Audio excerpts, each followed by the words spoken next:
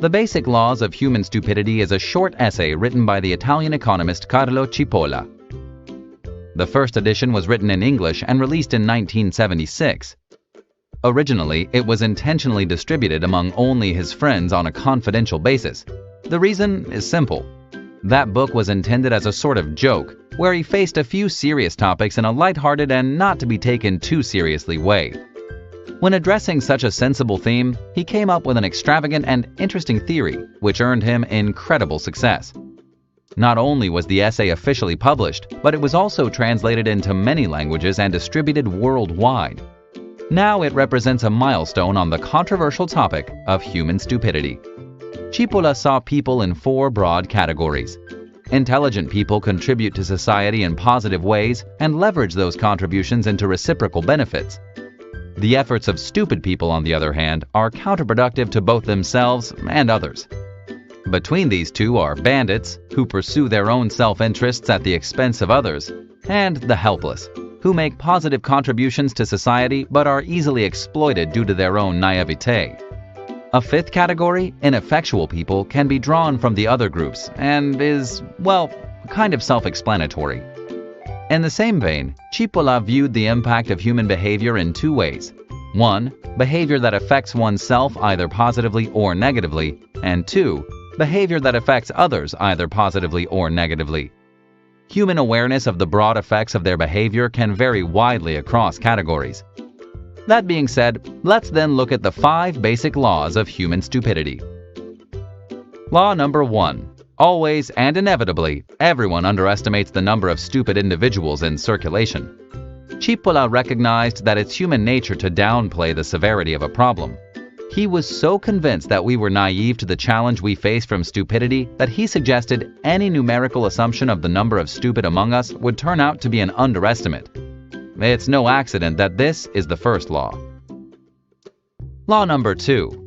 The probability that a certain person is stupid is independent of any other characteristic of that person. Cipolla considered stupidity as a human characteristic, like having blonde hair or black eyes. Consequently, it cannot but be distributed roughly equally in all walks of society, regardless of people's level of education. Whether one frequents elegant circles or takes refuge among cannibals, whether they lock themselves up in a monastery or decide to spend the rest of their life in the company of a beautiful partner, the fact remains that they will always have to deal with the same percentage of stupid people, he concluded. In this pessimistic view, human beings are doomed to deal with stupidity. Also, according to Cipolla, there are no safe places or solutions to avoid it. The only thing you can do is accept it and live with it for the rest of your existence.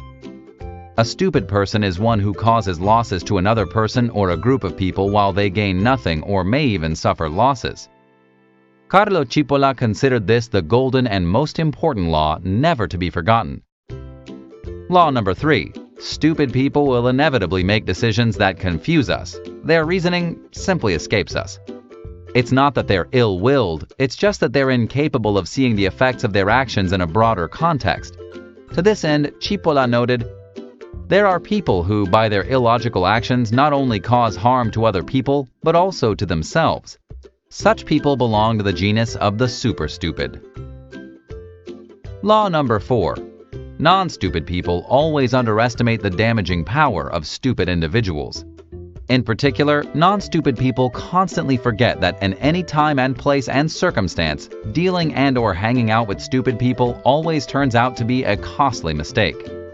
To make this law clearer, Carlo Cipolla added that stupid people are deadly dangerous because reasonable people find it difficult to imagine and understand stupid behavior.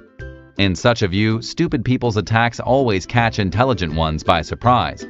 This makes it even more difficult to come up with a rational defense. On the other hand, this would be of little use since illogical actions cannot be understood using logic. As a result, by underestimating their power, you are vulnerable and always at the mercy of stupid people's unpredictability. He was also convinced that intelligent people tend to think that the stupid ones can only harm themselves, that they're immune to the actions of the stupid. This is a huge mistake, making reasonable people feel invulnerable, dangerously lowering their guard. Law number 5. Stupid people are the most dangerous type of people. This law comes as a natural consequence of the previous and fourth basic law. Also, if you have no clue about what Cipolla meant here, he made it even more obvious by adding the following corollary. A stupid person is more dangerous than a bandit.